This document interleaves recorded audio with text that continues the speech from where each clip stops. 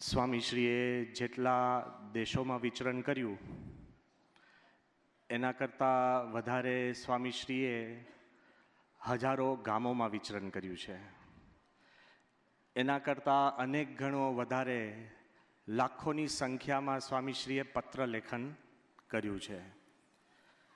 પણ ફોન દ્વારા સ્વામીશ્રીએ કોઈકને હૂંફ આપી હોય, આશીર્વાદ આપ્યા હોય, બળ આપ્યું હોય, કોકને માર્ગદર્શન આપ્યું હોય, સ્વામીશ્રીનો અવાજ સાંભળીને કોઈકને અંતરમાં શાંતિ થઈ હોય, એની સંખ્યા અગણિત છે. પધરામણી તો સમય અનુસાર થાય, રાતે બાપાએ કરી છે. પણ ફોન દ્વારા હરિભક્તોનો સંપર્ક કરવો એમાં રાત દાડો જોવો પડતો નહોતો. આપણે એ પણ એના સાક્ષી છીએ કે સવારે 5:30 વાગે પણ સ્વામીશ્રીએ સંતોને કામ અનુસાર ફોન કર્યા છે. મંગળા પછી પણ ફોન કર્યા છે. બપોરે 2:30 વાગે પણ બાપાએ ફોન કર્યા છે. રાતના 10:30, 11:30, 12:30, રાતના 2:30 વાગે પણ સ્વામીશ્રીએ ફોન કર્યા છે. જે હરિભક્તો સંતોને સ્વામીશ્રીની જે આ ફોનની રણકાર અવાજ સાંભળ્યો હોય એને અત્યારે પણ ઇદમ સ્મૃતિ છે. એવું આપણે જોયું છે કે બાપા કોક હરિભક્ત બીમાર હોય, આઈસીયુમાં પણ ફોન કર્યો છે.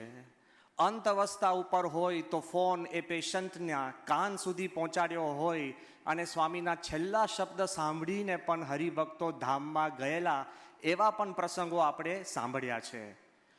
પણ એ પણ આપણે જોયું કે સ્વામીશ્રી પોતે હોસ્પિટલાઇઝડ હોય, પોતે બીમાર હોય તો એ ખાટલાની પથારી ઉપર રહ્યા પણ સ્વામીએ ફોન કર્યા છે. આપણે પ્રસંગ જાણીએ છીએ કે આપણા પ્રાઇમ મિનિસ્ટર એ પોતાનો અંગત પ્રસંગ એવું કહે છે કે કાશ્મીરની અંદર લાલ ચોકની અંદર જ્યારે એમને ભારતનો ત્રિરંગો ફેલાવ્યો ત્યારે પહેલો ફોન પ્રમુખ સ્વામી મહારાજનો આવ્યો, પછી મારી માતાશ્રીનો આવેલો. એ પણ હૂંફનો પ્રસંગ આપણે સાંભળેલો છે. વાત મારે એટલી જ કરવી છે કે છૂટક જુદી જુદી સ્થિતિ પરિસ્થિતિમાં સ્વામીશ્રીએ ફોન દ્વારા આપણો હરિભક્તોનો સતત સંપર્ક રાખી અને બળ આપેલું છે. ઘણા બધા પ્રસંગો છે આપણી નજર સમક્ષ આપણને દેખાય અને સ્વામીશ્રીના ઘણા બધા એવા પ્રસંગો આપ પણ જાણતા હશો. પણ એ બધામાં એકાદ પ્રસંગ ખૂબ મને પણ જે સ્પર્શી ગયો છે આપની આગળ રજૂ કરું છું કે 2007માં બાપા જ્યારે અહીંયા પરદેશ આવ્યા અને સ્વામીશ્રી એડિસન બાજુ હતા.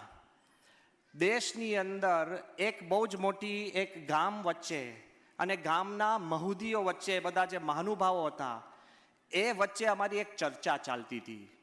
ચર્ચા સાંજના 6 વાગ્યાથી શરૂ થઈ, બાપાને ખબર હતી. પણ પછી 7, 8, રાતનો 1, 2, 3 રાતના ચર્ચા ચાલતી હતી. બાપાનું કેવું છે, વેરી હેન્ડ્સ ઓન. ક્યારેય સ્વામી કોઈ પણ કામ અધૂરું ન મૂકે, પૂરું ન થાય ત્યાં સુધી એમને કળતર ન વળે. એટલે બાપાએ કહ્યું હતું કે આ હોય શું કરવાનું, છેલ્લે આમ કરજો તેમ કરજો. ત્યાં સવાર પડી ગઈ હતી અને અહીંયા આગળ બાપા બહુ જ મોટી એક મિટિંગમાં હતા. તમારે અહીંયા હિલ્ટન હોટેલની અંદર NLS કંઈક મોટી શિબિર ચાલતી હતી. કોઈ ફોન જાય નહીં, કોઈનો સંપર્ક ના થાય. ત્યાં અમે થોડાક સંતો ભેગા થઈને બાપાનો સંપર્ક કરવા પ્રયત્ન કરતા હતા. જોગાનું જોગ કનુભાઈનો ખાલી નંબર અમારે લાગી ગયો. કનુભાઈએ કીધું કે બ્રહ્મવિહારી સ્વામી અત્યારે તો બહુ શક્ય બને નહીં, સ્વામી તો હમણાં જ આશીર્વાદ આપીને એમના ઉતારે ગયા, રાતના 10:15 થઈ ગયા છે અને બાપાનો સુવાનો સમય 10:30નો. આ બાજુ અમારા મનમાં હતું કે 3-4 નકશા સ્વામીને પહોંચાડીએ અને સ્વામી એ નકશા જોઈને આંગળી મૂકે કે આમ કરું કે આમ કરું, ABCD. બાપાના મનમાં હતું કે હું ફાઇનલ કરીશ. પાછું ગામ ભેગું થયું હતું, બધા જ માણસો હતા અને બધા ઇંતજારી હતી કે શું થશે. 2-3 ફોન કર્યા પણ બાપાને પોઢવાનો સમય થઈ ગયો હતો. એટલે પછી અમે એક યુક્તિ કરી કે આપણે એક યુવક આપણા હિતેશભાઈ કોન્ટેક્ટ, એને અમને ફોન કર્યો અને કીધું કે તમે છે ને એક કામ કરો કે આ હોટેલની અંદર ફેક્સ છે, ફેક્સ એ કે આ નીચે કે એડમિનિસ્ટ્રેશન એરિયામાં ફેક્સ છે. મેં કીધું તો ત્યાં પહોંચ. ત્યાં અમે 3-4 ફેક્સ ઉતાર્યા. ફેક્સ ઉતારીને કહ્યું કે કોઈને પૂછ્યા વગર સીધા જઈને બાપાના ખોળામાં મૂકી દેજો અને કહેજો કે સ્વામી આ ત્યાંથી આવ્યા છે અને તમારી જોડે ફોન પર વાત કરવા માંગે છે. જુઓ, આમાં સેવકોને વાંક નથી, કારણ કે બાપાને જો પોઢાડે નહીં ને તો સ્વામી અડધી રાત સુધી કામ કર્યા કરે. એટલે સેવકોએ બાપાને તૈયાર કર્યા હતા પોઢવા માટે. એમાં 2 જ મિનિટની અંદર આ ફેક્સ પહોંચી ગયા. બાપા ઊભા થતા હતા એ દરમિયાન સ્વામી કીધું કે ફોન જોડો અમને ત્યાં ભારતમાં. મને ફોન જોડ્યો અને ફોનમાં અમને સેવકોએ એટલું જ કીધું કે જો બ્રહ્મવિહારી અત્યારે બાપા પોઢવા જાય છે, અત્યારે કશું જ નહીં થાય, સ્વામી સુવા જાય છે, હવે આવતીકાલે સવારે પહેલો જ તમને ફોન કરશું.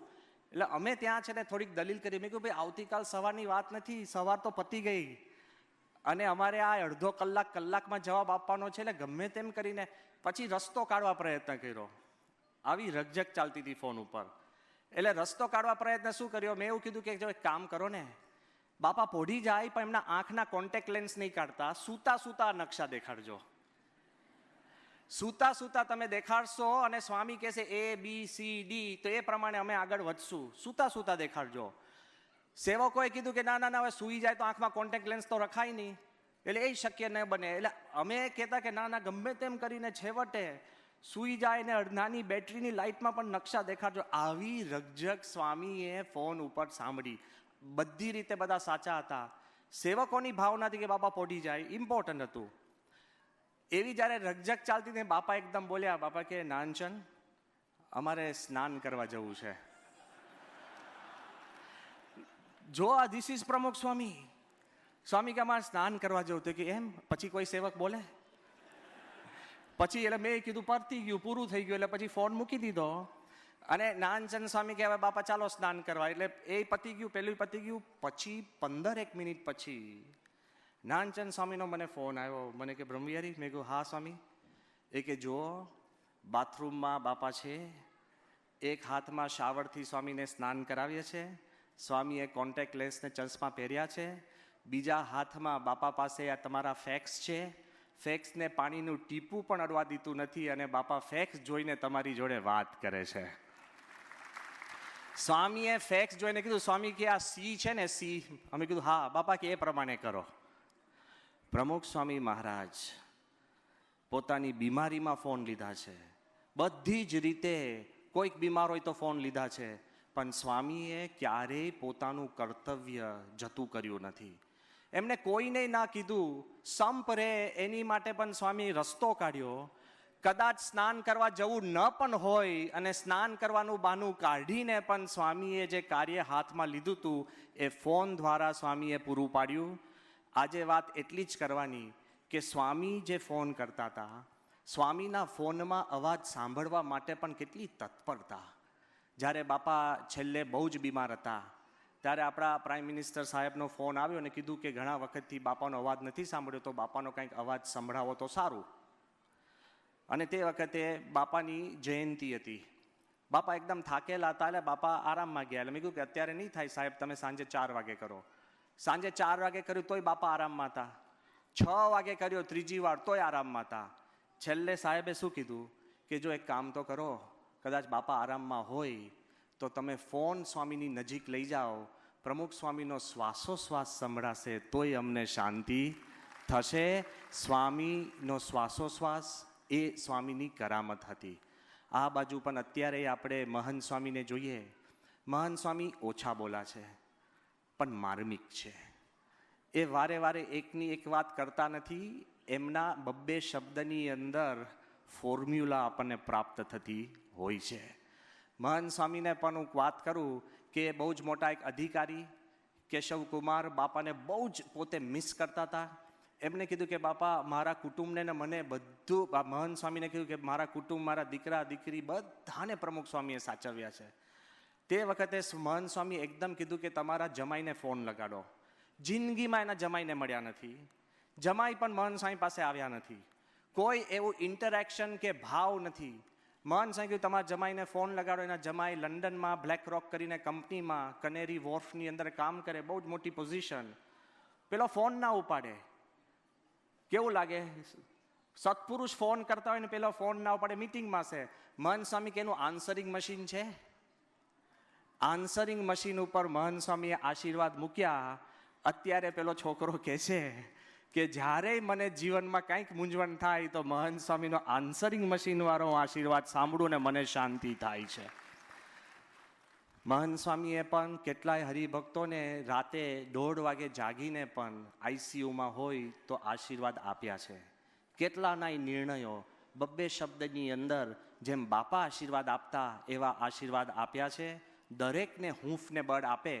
આજે જ સવારે સુરેશભાઈ શેલત, બહુ જ મોટા નામાંકિત વકીલ, બાપાની બહુ જ નજીક, બાપાએ પોતાનો રૂટ બદલીને એમની ઘરે ગયા અને હોય તો બાપા એને બહુ જ હેતપ્રીતથી બોલાવે. એ સુરેશભાઈ શેલતે સવારે ફોન આવ્યો અને કીધું કે મને બાપા બહુ યાદ આવે છે. કારણ કે બાપાની જયંતિ વખતે હું બાપાને ફોન કરતો, બાપા આશીર્વાદ આપતા અને બહુ જ એમને ગૂઢ આપણે કહીએ ને એકદમ સ્વામી જોડે નિકટતા. મહંત સ્વામી આજે જ સવારે મુલાકાતની અંદર હરિભક્તોને આશીર્વાદ આપતા હતા. એમાં વચમાં હું ફોન લઈને ગયો. સુરેશભાઈના મનમાં હતું કે હવે ભાઈ હું શું વાત કરીશ. સુરેશભાઈ વાત કરે પહેલા મહંત સ્વામી એક જ વાક્ય બોલ્યા કે સુરેશભાઈ, અમે તમારા અને તમે અમારા. જય સ્વામિનારાયણ. તરત જ સુરેશભાઈ કીધું કે મને પ્રમુખ સ્વામીનો અવાજ મહંત સ્વામીમાં સંભળાયો તો આ ફોન ઉપર જે બાપા આશીર્વાદ આપતા અને હૂંફ આપતા એવા જ આશીર્વાદને હૂંફ ગુરુ હરિ મહંત સ્વામી આપણને સૌને આપે છે. શ્રી સ્વામિનારાયણ ભગવાન.